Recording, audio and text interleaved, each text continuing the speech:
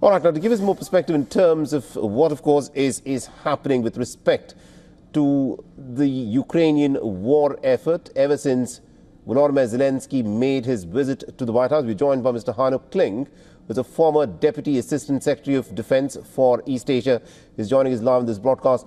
Mr. Kling, it was unprecedented what played out inside of the Oval Office, where Donald Trump and J.D. Vance, the President, the Vice President of the United States of America, a nation that's been backing the Ukrainian war effort for the last 3 days, effectively telling the Ukrainian president that if he does not do a deal, then the United States is out and may not continue giving the military aid. In your assessment, according to reports that have since come in, do you think the United States is about to pull the plug on supplying more military weapons and financial aid to Ukraine? Well, thank you very much for this opportunity. I think the jury is still out on what the next steps are of the U.S. government in terms of support to Ukraine. I think what we do know is that the episode that we all witnessed live on television yesterday from the Oval Office was a masterclass in how not to engage a U.S. president in front of the international media and how not to conduct diplomacy. I think it was a colossal misstep by President Zelensky to try to negotiate with the U.S. government in front of the media. And it was also a large negotiating error to try to teach the President of the United States and his assembled senior advisors a class on recent history. I do not if I can think just interject there, you're saying that this is an example, a textbook example of how not to engage with the American president in front of the American media there. You know, the fact is, it's also being said that this berating of the Ukrainian president that we witnessed both by the president and by the vice president perhaps may have been premeditated.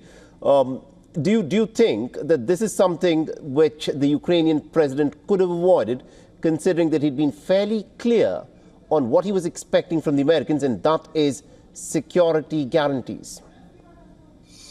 So number one, I do not subscribe to any conspiracy theorists that this was an ambush conducted by President Trump and Vice President Vance. I don't believe that.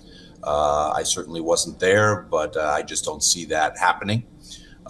Secondly, the Trump administration made clear that President Zelensky was coming to the White House to sign an economic partnership deal, period, full stop.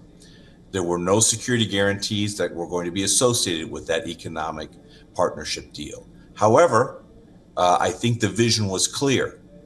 By tying American and Ukrainian interests together, in this particular case, economic and commercial interests, that was meant to be a part of a foundation for lasting U.S.-Ukrainian relations and a step towards potentially including other aspects of the elements of national power in support of Ukrainian sovereignty.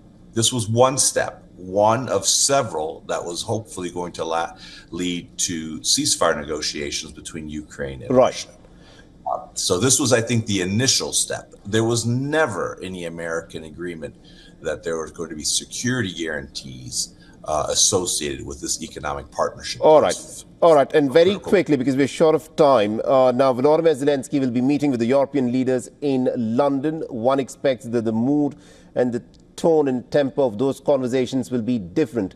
Are we to, at this moment, read that even though the United States of America is such close allies with its other NATO partners such as the United Kingdom, France, Germany, etc., there is a clear wedge that this Ukraine war is now forced between some of the closest allies of the Americans within the NATO nations, where the security interests of the NATO allies on the European continent are different from the way the United States sees its own security objectives? I wouldn't go that far. There's definitely some political tension between the United States and some, not all, but some of its NATO partners in how to approach a peace accord, both short-term and long-term, regarding the war between Ukraine and Russia. But fundamentally, I think this underscores that U.S. participation, U.S. leadership is required for any type of lasting peace. The Europeans have talked a lot about stepping up, and they have in the last couple of years increased their aid to Ukraine. But again, the one single nation that has provided more aid than any other nation has been the United States. And it has been the decisive factor in ensuring that Russia would not succeed on the battlefield. Europe needs to step up even more.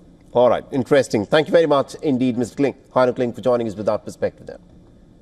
Thank you.